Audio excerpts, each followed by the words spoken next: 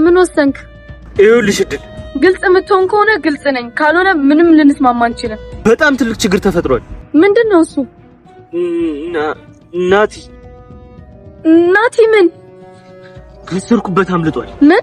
እኔን ለማስፈራራት እየሞከርክ ነው? እድል የምሬን ነው። ቆይ ናቲ የምር በህይወት ነበር? አዎ አስሬው ነበር። ነገር ግን ዛሬ ጠዋት ስመጣ ገመዱን በጥሶ አምልጧል። ወይኔ ጉዴ! አሁን ምን እያልከኝ እንደሆነ ግን ገብቶሃል? ቶሎ የሆነ ነገር ማሰብ አለብን። በቃልን። ወይኔ እድል አትፍሪ፣ ምንም አያመጣም። ናቲ እኮ ነው፣ ዜማ ወይም አቤኔ አይደለም። ናቲ ቢሆንስ እስካሁን እጅ ውስጥ አልነበር እንዴ? እስካሁን እጅ ላይ የነበረው አምኖ ስለካድከው እንጂ ከናቲ በላይ ሰይጣን እንዳልሆን ካንተም ታውቀዋለህ። አሁንም እጅ ውስጥ አስገባዋል። ዝም በል እስቲ። ወይኔ ኢዛና፣ ምን አይነት የጅል ስራን የሰራኸው? ይኸውልሽ እድል ምንም አታስረዳኝ። እንዴት በህይወት ታቆየዋለህ? አሁንም እጃችን ማስገባት እንችላለን። በገዛ እጅ ጉድጓድህን ቆፈርክ። እድል ለምን ተረጋግተሽ አሰሚኝም? ምንድነው ምሰማ? ምን ቀረ ደግሞ? ይኸውልሽ ዝም ብለሽ ስሚኝ። ናቲ ለወንድሙ ሲል ምንም ያደርጋል። ስለዚህ እኛ ከናቲ ለመትረፍ የምንችልበት መንገድ አንድ ብቻ ነው። ምንድነው እሱ? ልዑልን ማገት። ታው እንጂ ልዑልን ማገት እንዲቀላል ነው እንደሚመስልህ? እንኳን ወንድሙ ሞቶ ብቻውን ማንም አይጋፈጠውም። አንቺ ደግሞ ሁሉም ነገር በጉልበት ብቻ ነው እንደሚመስልሽ? አንዳንዴም ጭንቅላት እንጠቀም እንጂ። አልገባኝም። ልዑልን ወጥመዳችን ውስጥ ለማስገባት አንድ እቅድ አለኝ። ምንድነው እሱ? እሺ ግን የሚሆን ይመስልሃል? አትፍሪ፣ ግን ሳያገኙ መፍጠን አለብን። መልካም። ናቲና ልዑል ተገናኙ። ናቲ የልዑል ስልክ አልሰራለት ብሎ ዝም ብሎ እየሄደ ባለበት ሰዓት እንዳጋጣሚ ልዑል ቁጭ ብሎ አሁን ወንድሜን እንዴት ነው ማገኘው? የግዴታ ሰው መግደል አለብኝ ማለት ነው እያለ ቁጭ ብሎ እያሰበበት ባለ ሰዓት እንዳጋጣሚ ተገዝ ብሎ ሲያልፍ ብቻ ወንድሜ እንዳይሆን ብሎ ወንድሜ ናቲ በሚለው ሰዓት ናቲም ዘወር ሲል ፊት ለፊት ከልዑል ጋር ተገጣጠሙ። ወንድሜ አገኘሁ፣ የሆነ ነገር አላደረጉም፣ ደርሽብሃለሁ እያሉ እንግዲህ ሁለታቸውም ተቃቅፈው በለቅሶ ሲላቀሱ ነበረ። አሁን ላይ ደግሞ እድልና ኢዛና የሚያደርጉት ግራ ገብቷቸው ሁለታቸውም ተደዋውለው እየተመካከሩ ይገኛሉ። እድል እንኳ ምንም ኢዛናን ባትቀበለውም ነገር ግን የናቲ በህይወት መኖርና ናቲ እንዳመለጠ ሲነግራት በጣም ነበር የደነገጠችው።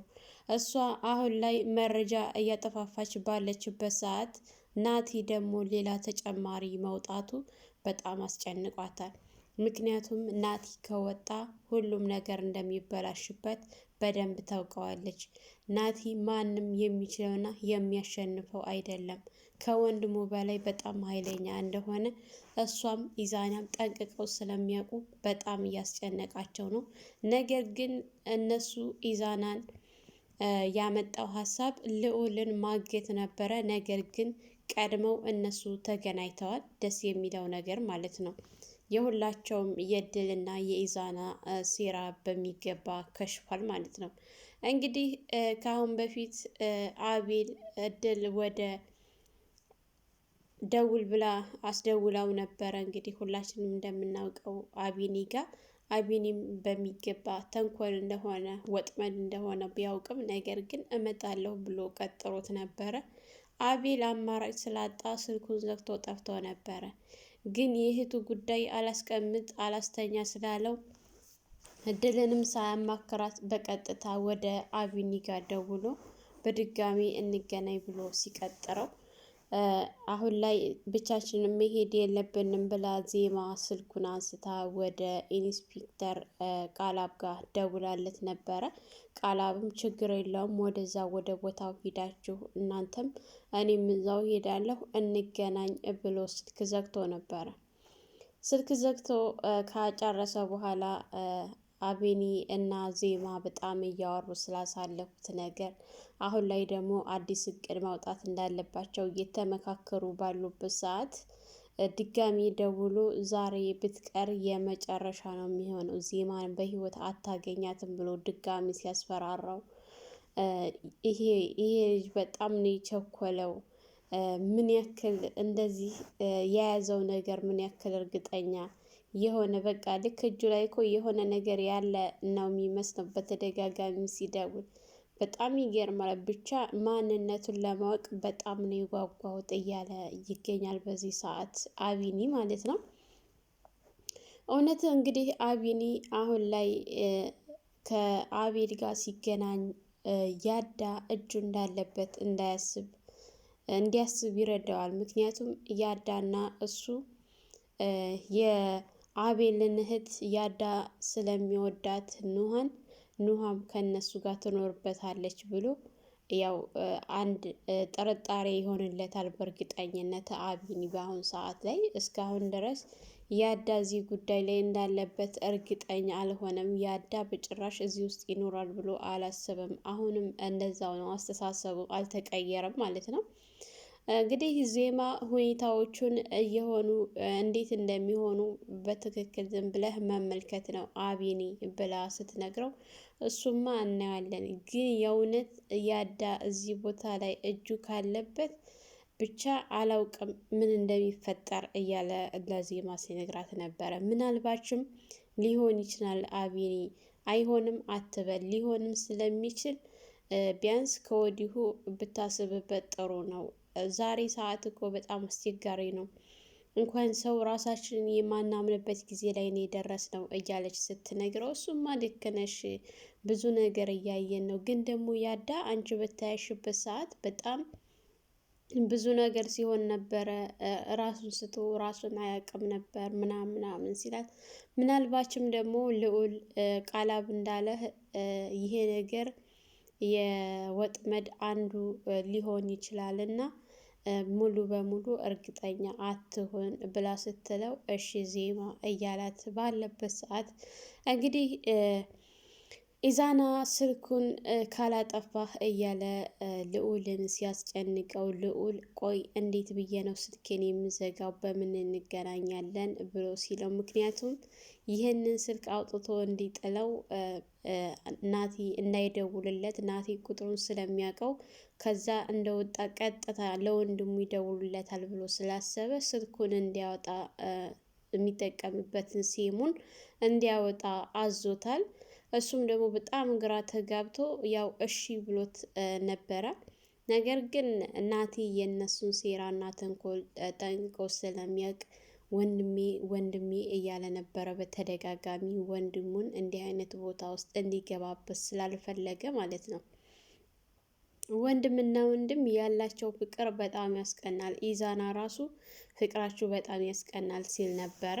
እውነትም ፍቅራቸው በጣም ያስቀናል፣ የናቲና የልዑል ፍቅር። ልዑልም የወንድሙ ነገር በጣም እያሳሰበውና እያስጨነቀው ስለሆነ እንግዲህ ሳይወድ በግድ እሺ ብሎ ተስማምቷል። ነገር ግን ኢዛና በአሁኑ ሰዓት የሚይዘው የሚጨብጠው በጣም ነው ግራ ያጋባው። ምክንያቱም እነሱ ሁለታቸው ከተገናኙ ምን አይነት ኃይል እንደሚኖራቸው ጠንቅቆ ስለሚያውቅ እድል እንደውሎ መለማመጥ ነበረ። እድል ደግሞ አንተ ድብቅ ስለሆንክ እኔ እናንተ በዚህ ሁኔታ መቀጠል አንችልም፣ ግልጽ ሁነህና ቶሎ ግልጽ ሁኝ ይቀርብሃለሁኝ። አዎ ጧት አብረን እንስራ ብዬህ ነበረ። አሁን ምን ተገኝቶ ነው? በምን ጊዜ ነው ሀሳብህን የቀየርከው? ስለዚህ አብረን ልንሰራ አንችልም ብላ ስትለው፣ እድል ብሎ እየተፈጠረውን በሙሉ ሲነግራት፣ ምናልባች እኔን እያስፈራራኸኝ እየሆነ ባልሆነ ኢዛና ስትለው፣ አይደለም እድል፣ አንቺ እንደምትዩ አይደለም። ናቲና ስር ያስቀምጨው ነበረ ወደ ውጭ ወጥቼ፣ ነገር ግን ስመጣ ገመዱን ፈቶ አምልጦ ወጥቷል እና እባክሽን ከባድ ችግር ተፈጥሯል እያለ ሲማጸናት፣ ብቻ አላውቅም። እንዴት ቆይ ኢዛና፣ እንዴት ትልቅ ስህተት ነው የሰራኸው? ናቲን ያልገደልከው ቀን አንተ እንደሞትክ ቁጠረው። እንዴት በህይወት ታቆየዋለህ?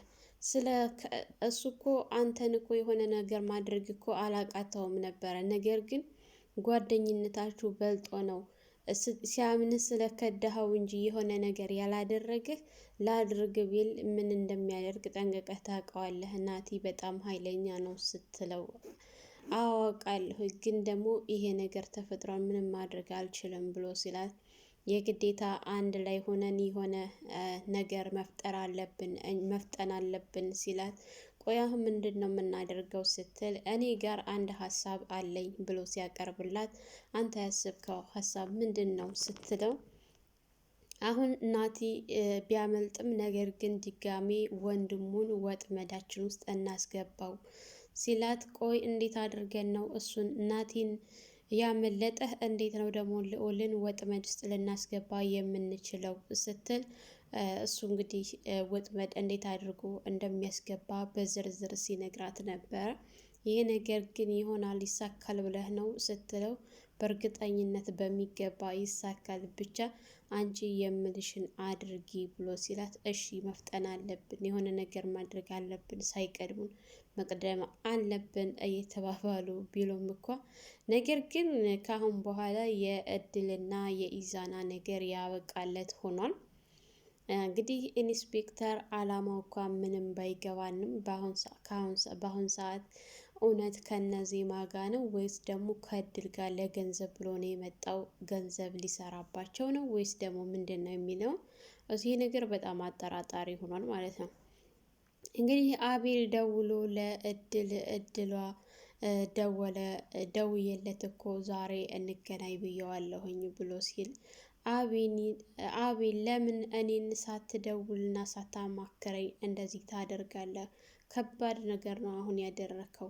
ነገሮች እኮ በፍጥነት መሆን የለባቸውም። ቀስ ብለህ ተረጋግተህ ነበረ ማድረግ ያለብህ። ሳታማክረኝ እንዴት ይህን ነገር ታደርጋለህ? ስትል አጥፍቻለሁ ብሎ ሲጠይቃት በትክክል በጣም ነው ያጠፋኸው። አሁንም ቢሆን ደውለህ እንዳትመጣ ብለህ ንገረው። የሆነ ችግር ተፈጥሯል ብለህ በለውና በሌላ ጊዜ እናደርገዋለን። እስኪ አትቸኩል፣ ተረጋጋ። እህትህ እንደሆን አንዴ ሙታለች ብላ ስትለው እህቴ መቼም ቢሆን ልትሞት አትችልም። እህቴ ከሞተች አንደኛችሁን በህይወት አትተርፉም፣ ሁላችሁንም እጨርሳችኋለሁ ብሎ ሲዝትባት፣ ነገር ግን እሷ አሁን ሰዓት ላይ የአቤል ጉዳይ አላሳሰባትም። ያሳሰባት የናቲ መጥፋት ነው። ናቲ ቢያገኛት ያደረጉበት ስቃዩ እየታያት ስለሆነ ያ ነገር ምንድን ነው የሚፈጥርብኝ እያለች በጣም እያሰበች እና እየተጨነቀች ነው በአሁን ሰዓት ላይ ማለት ነው። ነገሮቹን በሱ ዙሪያ ቀለል አድርገዋለች። ዜማ ወደ ቃላብ ጋር ደውላ ቃላብን ሰዓቱ እየደረሰ ነው እንገናኝና አንዳንድ ነገሮችን እንወያይ ስትለው፣ ነገር ግን እሱ እናንተም እዛው አካባቢ ሄዱ፣ እኔም እዛው አካባቢ ጠብቃችኋለሁኝ ብሎ ሲል፣ አይ እስካሁን ድረስ አልደወለም፣ ስለዚህ የግዴታ መጥተህ መነጋገርና መመካከር አለብን እንጂ ዝም ብለን መሄድ የለብንም። ምንም ነገር ሳናወራና ሳንመካከር እንዴት እንሄዳለን? ስትለው ምንም እኮ አያስፈልግም ነበረ ዜማ ብሎ ሲላት፣ በጭራሽ አንድ ሀሳብ ላይ ሁላችንም በአንድ ሀሳብ መስማማት አለብን ከመሄዳችን በፊት እንጂ ዝም ብለን መሄድ የለብንም ስትል፣ ሰዓት እኮ ገና ነው አሁን ባይደውልም ሲል፣ አይ ሰዓቱ እየደረሰ ነው፣ ግማሽ ሰዓት ነው የቀረው እና እስካሁን ድረስ አልደወለም።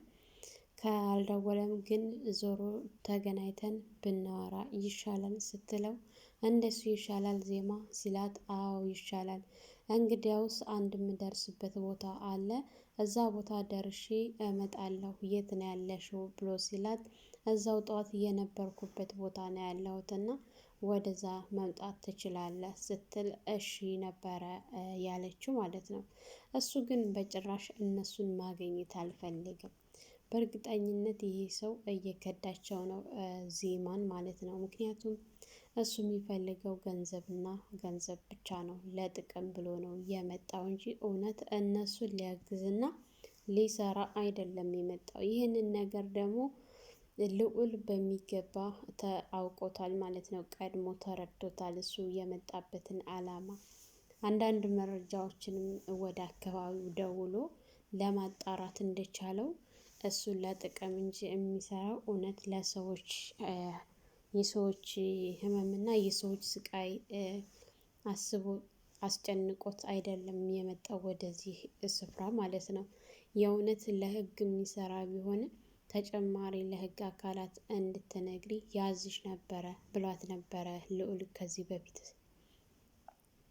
እንግዲህ ደስ የሚለው ነገር በህይወት መውጣቱ ናቲ በጣም ነው የሚያስደስተው። አሁን ሰዓት ላይ ኢዛና ናቲን እንዲሁም ደግሞ ዜማን ገለናል ብለው እድል ለያዳ አርድታው ነበር። ነገር ግን ደስ የሚለው ነገር ሁለታቸውም ምንም ሳይሆኑ በህይወት መውጣታቸው በጣም የሚያስደስትና የሚያስደስት ነገር ነው ማለት ነው። ሁለታቸውም ደግሞ ከዚህ በስተጀርባ ያለውን ሰውዬ እስካሁን ድረስ ማን እንደሆነ አያውቁም። እድልም የምታውቀው ነገር የላትም። እንዲሁም ደግሞ ናቲም የሚያውቀው ነገር የለም። በእርግጠኝነት ናቲና ልዑል አንድ ላይ ከተገናኙ ሶስተኛው ወገን ማን እንደሆነ ለማወቅ በጣም ቀላል ነው የሚሆንላቸው። እነሱ ብዙ ነገር መስራት ይችላሉ አንድ ላይ ከሆኑ። የኢንስፔክተሩ የቃላብ ነገር ደግሞ ከአሁን በኋላ አያሳስበውም፣ አያስጨንቀውም። ምክንያቱም በባለፈው የተውኩ ለስምህ ክብር ብዬ እንጂ ይህንን ነገር ባላውቅ የኔ አይነት ተራ ሰው ብትሆን ምን እንደማደርግ እኔ አውቅ ነበር ብሎ ሲለው ምንም አታደርግ ምንም አታመጣም ብሎ ሲዝትበት ነበረ። በእርግጠኝነት ካሁን በኋላ በመንገዱ ቢገባ አይተውም። ቃላብ የመጨረሻ ይሆንለታል። የመጣበት አላማ ክንትው ብሎ እንደሚታይ በእርግጠኝነት ነው ማለት ነው። አቤኒ ራሱ እየተጠራጠረው ነው። ምክንያቱም አቤኒ እንዲጠራጠረው ያደረገው ነገር አንደኛ ነገር ምንድን ነው? አንድ ላይ እንዲገናኙ አልፈለግም እሱ ማለት ነው። ልዑል እንኳን ይህን ነገር ብቻዋን ከምትጋፈጠው ለምን ተገናኝታችሁ አንድ ላይ አትጋፈጡም ብሎ ሲነግራት በተደጋጋሚ እሱ ወዳለበት ቦታ እየሄደች ስታለቅስ ምናምን እንደዚህ ከምትሰቃይ እሱም ከሚሰቃይ ተገናኝታችሁ ነገሮችን አንድ ላይ ተጋፈጡ ብሏት ነበረ። እሷ ነበረች አይ ያለችው እንጂ ማለት ነው። ስለዚህ አቤኒ ይሄንን ነገር ሲያውቅ ቃላብ ለምን አላማ እንደመጣ እሱ ራሱ ግራ ገብቶታል። እንዳታገኙ ያለበት ምክንያት ምንድን ነው? ለምንድን ነው? ብቻ ይሄ ነገር ለኛ ከነሱም አልፎ ለኛም ጥያቄ ነው የሆነብን ማለት ነው። ያው ደስ የሚለው ነገር በመጨረሻ የእድልና የናቲ በህይወት መኖር ነው። እንግዲህ ለዛሬ ነበረን ይህን ይመስል ነበረ። ሰላም ሰላም፣ ውድና የተከበራችሁ የቻናላችን ቤተሰቦች እንኳን ሰላም መጣችሁ። ለየዚህ ዩቲዩብ አዲስ የሆናችሁ ላይክ፣ ሸር፣ ሰብስክራይብ በማድረግ ቤተሰብ እንድትሆኑ እያልኩ ለዛሬ ነበረን ይህን ይመስል ነበረ። በሌላ ቪዲዮ ተመልሼ እስከምመጣ በያላችሁበት ፈጣሪ ጠብቃችሁ ሀገራችንን ሰላም ያደርግልን። መልካም ጊዜ ይሆንላችሁ።